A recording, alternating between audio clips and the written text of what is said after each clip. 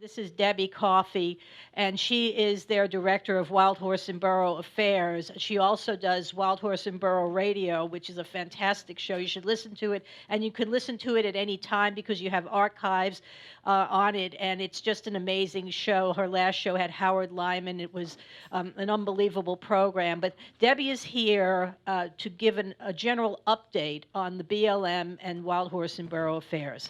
Debbie Coffey. R.T. Fitch, the co-founder and president of Wild Horse Freedom Federation, and Terry Fitch, the co-founder and treasurer, were unable to be here today, but asked me to say hi to you on their behalf and to let you know they're with us in spirit. As most of you know, in 2004, the Burns Amendment to the Wild Free Roaming Horse and Burro Act took effect, which allowed for wild horses and burros over 10 years old to become sale authority, which means they could be bought and then sold for slaughter. This amendment allowed for younger wild horses and burros that were put up for adoption 3 times but were not adopted to also become sale authority. This is called 3 strikes. The BLM floods the market with many wild horse and burros on its poorly advertised internet adoption web pages so that the wild horses and burros rack up strikes and be sold as sale authority for as little as $10 each. In August 2014, the BLM put 161 burros on an internet adoption, and only 4 of the burros even got bids. Money from the sales of the wild horses and burros, many of them to slaughter, is used to fund the BLM's adoption program. BLM has not been keeping a record of foals born in holding.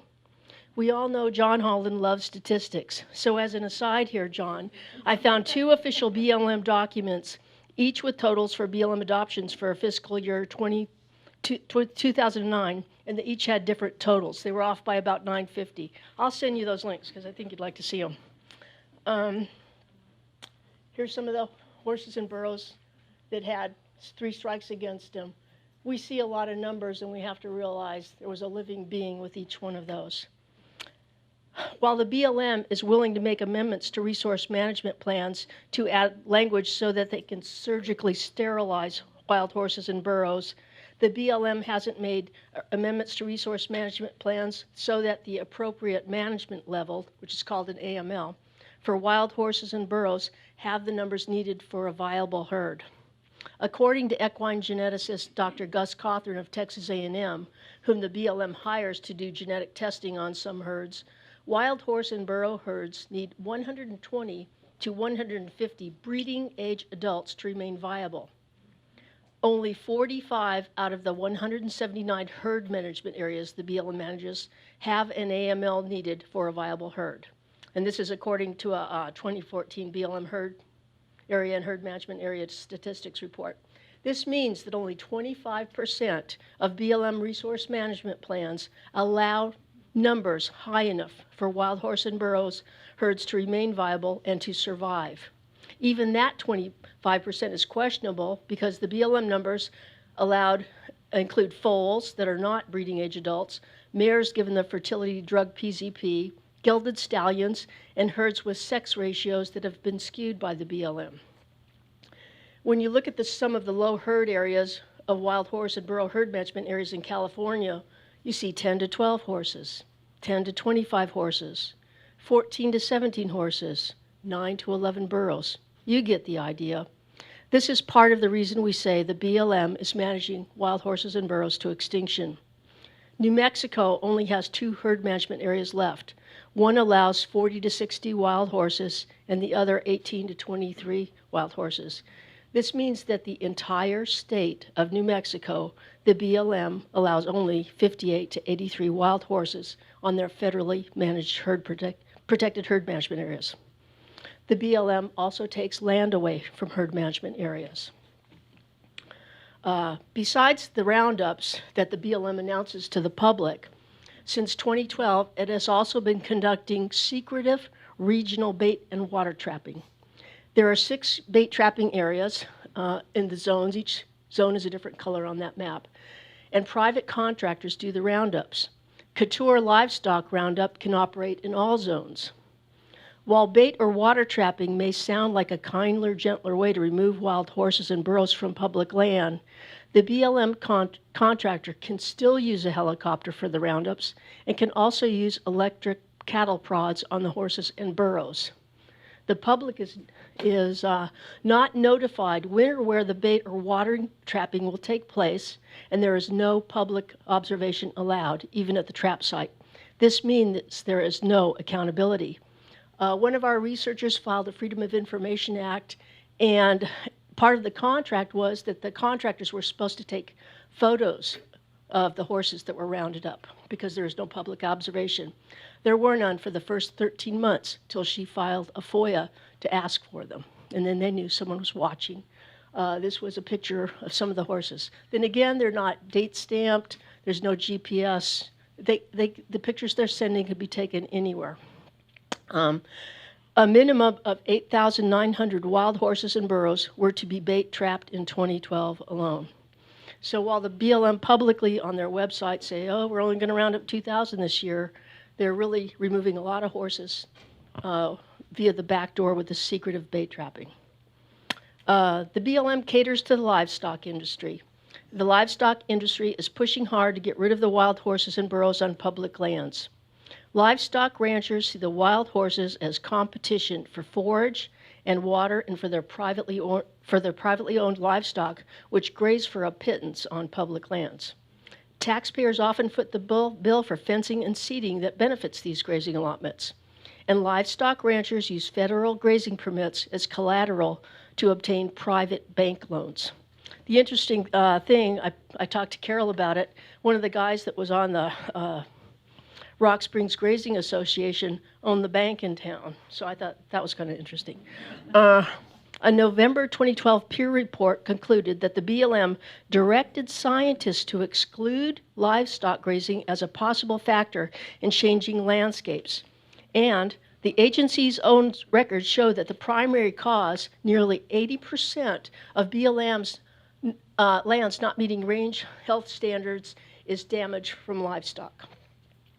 Another peer report pointed out the method used by the U.S. Bureau of Land Management to assess rain conditions is seriously skewed toward minimizing impacts from domestic livestock and magnifying those from wild horses and burros.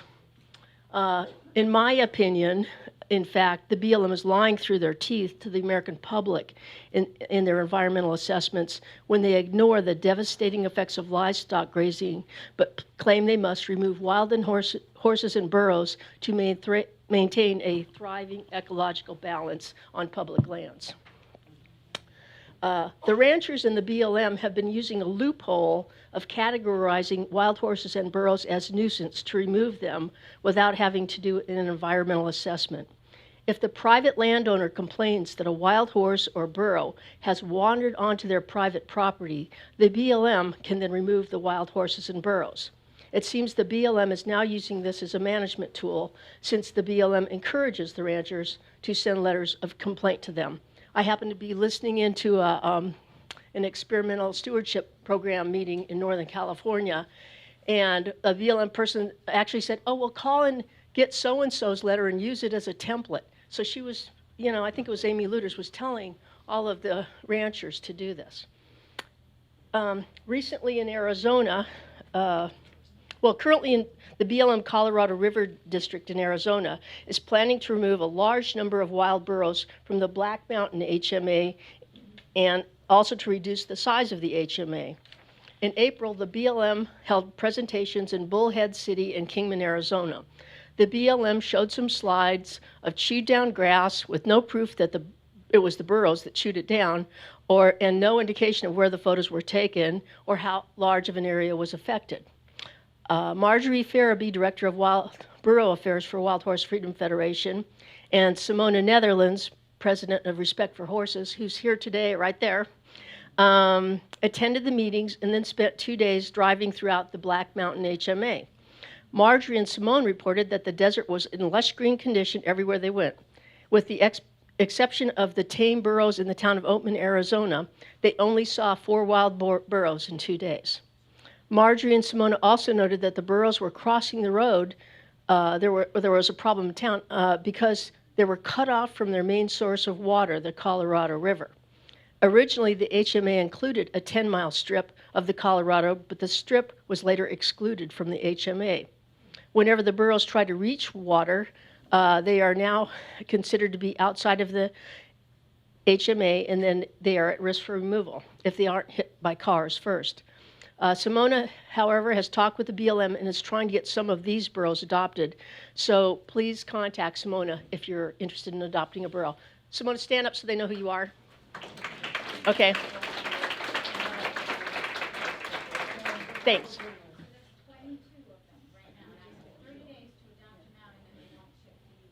Okay, great. And I think we should, if you put up an announcement, we'll get one up too. There's certain things that haunt me. When I was at Palomino Valley, BLM's Palomino Valley holding facility once in Sparks, Nevada, I happened to be there when the BLM was separating the weanlings from the mares. And I was standing kind of far away, but I could see this one mare that kept running and trying to jump the fence. And I was worried she was going to kill herself. And the cries, it was heartbreaking. It was heartbreaking listening to those cries. So that's one of the things that really haunts me. In giving a quick overview of everything, I wanted to let you know a little bit about the priors. As you know, last time Ginger Catherines, who's president of the Cloud Foundation, spoke at the summit. And she's been chronicling the life of Cloud the Stallion for over 20 years, as well as all of the wild horses on the Pryor Mountains in Montana. She recently wrote a piece called Cloud at the Crossroad because he's getting older and seemed to be more frail. The good news is last week, someone had seen Cloud and he picked up some weight and healed from some facial wounds. He may still fight for more mares, or he may live his life out as a bachelor stallion. But when Ginger last saw him, she said, even though he's at the crossroads, he was still the horse that was highest up on Sykes Range. The BLM is currently planning to remove 25 young Pryor Mustangs, age 1 to 3. The Cloud Foundation is proposing an alternative that suggests the BLM remove only 6 to 10 a year for 3 years so that they have a chance to find homes for the horses. They have a hard time adopting more than that per year because they've already called in all their favors all over the country with the other big removals. There's picture Cloud.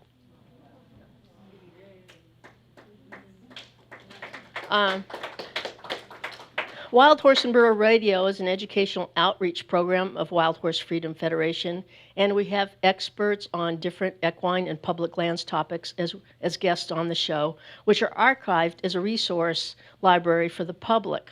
Our guests have included John Holland, Victoria McCullough, Susan Wagner, Vicki Tobin, Joanne Normile, Darryl Smoliak, Karen Sussman, Ginger Catherines, Janine Blaylock of the Western Lands Project, Eric Molvar of Wild Earth Guardians, and my fellow board members on Wild Horse Freedom Federation. Last week, our guest was Howard Lyman, who is featured in the documentary Cowspiracy and who's the author of the book Mad Cowboy. And if any of you don't remember, Howard was on the Oprah show in the 90s, warning the American public about mad cow disease. And the Texas cattlemen sued both he and Oprah. And he was saying at the time they went after these food disparagement laws. And he said, you know, I couldn't have gotten today if I said the same thing because of the way the Patriot Act is written. I would probably be in jail. You know, I wouldn't have been able to get freed. So if any of you haven't read Mad Cowboy and you're concerned about what's happening with our water use in this country, nobody realized how the water usage of livestock production. It's shocking. And, you know, when they complain of the drought in the West, I said a lot of it's man-made by BLM's mismanagement. I see, you know, they have new mines open all the time, a lot of mining. Well, I think they should be forced to say how much water for each use is used in their district. There's never any report of that. They're just like, yeah, open another mine, you know, and there's billions of gallons of water. So pretty soon, I think we're going to have a food crisis if we really don't start paying attention to water, and especially clean water.